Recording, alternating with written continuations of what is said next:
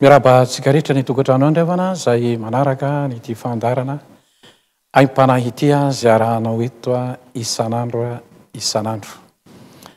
Androany isy torolalana kely ity mba ho zaraina aminao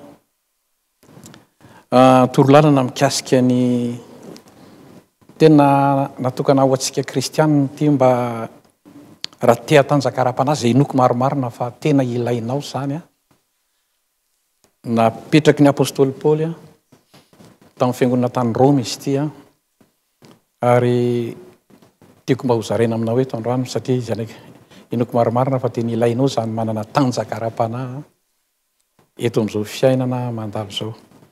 Raha manana baiboly ianao sokafin'ny Romanina toko 12 ny andininy voalohany sy ny faharoa no antainao ity tenin'Andriamanitra ity hoe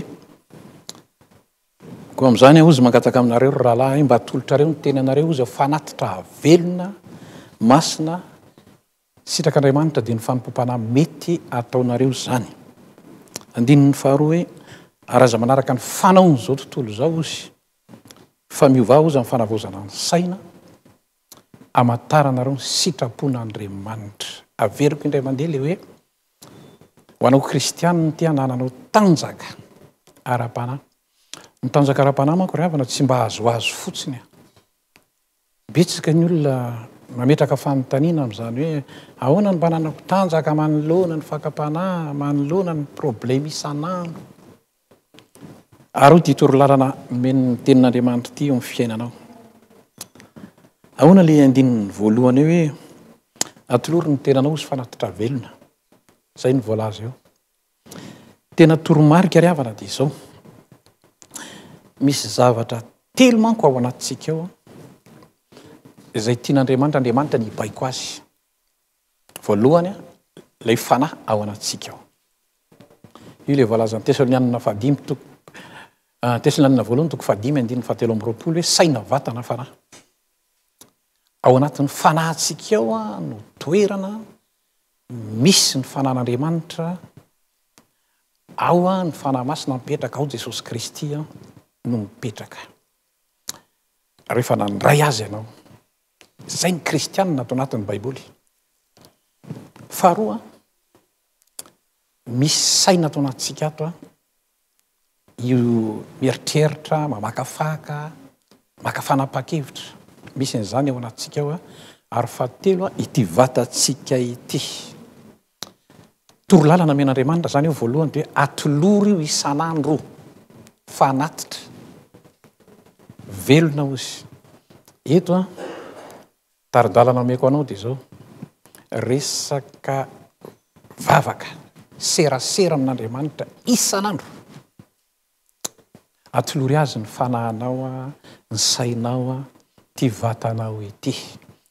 Raha ny tena marina ankery avy an'ity tenantsika ity tsy atsika ity Zany ny voalazan'ny soratra masina. Jereo nge ny Korintianina voalohany toko 7:9 sy ny 17 fa tsy atsika ity. Ty teny ity natsoiny ten'Andriamanitra tempolon'ny fanahy masina. Mba tiako ianao androany mba eritreritra tsara fa tsy anao io teny io. Fa itsika manko ohatrany mahana an'izay fomba fisainan'izay hoe atsika ity tsia. Jereo tsara io tenin'Andriamanitra io fa tempolon'ny fanahy masina io. Ary misy teny azy eo amin'ny 17 amin'ny Korintianina voalohany toko 7 io raha misy manimba ny tempolon'Andriamanitra izy dia ho somban'Andriamanitra izy. Fa masina ny tempolon'Andriamanitra. Torolalana zany aloha voalohany dia izao. Atolory io isan'andro. Zany hoe miteza ianao rehefa mba mifomaraina. Aza avy hatrany aloha dia mitsangana manao raharaha an-dakozia na iza fa zao.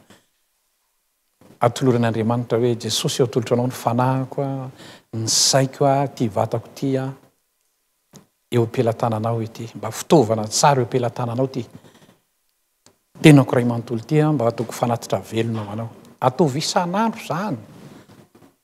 Be dia be ny olona ry havana tena mitondra anarana kristianina fotsiny fa tsy tena marina aminy zany teny zany. Tsy mety zany. Raha te hanana tanjaka ara-panahy ianao tovitsotra amin'ny fiainanao zany. Faharoa, aza manaraka ozy ny fanaony izao tontolo izao. Jereo tsara io teny io.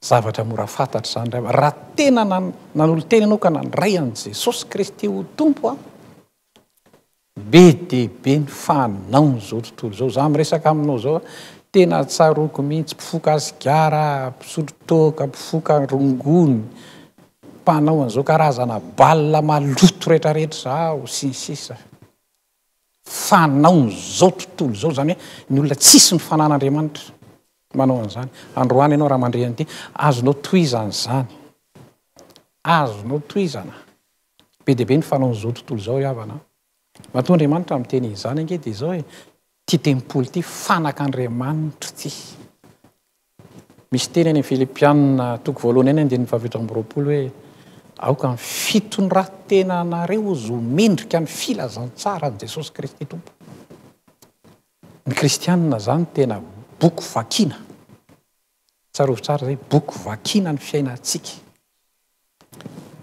zay ny am-panahandro any zay noko fa hitondra zava-baovao anao ary hitondra hery vaovao anao satria zay mihitsy moa no taridalana eto hoe mba hananantsika herim-panahy mba azotsika mijoro tsara manoloana ny ady sarotra rehetrarehetra von'Andriamanitra ny voninahitra ho antsika rehetra zay mino kosa ny fahasoavan'i Jesosy Kristy tompo amen.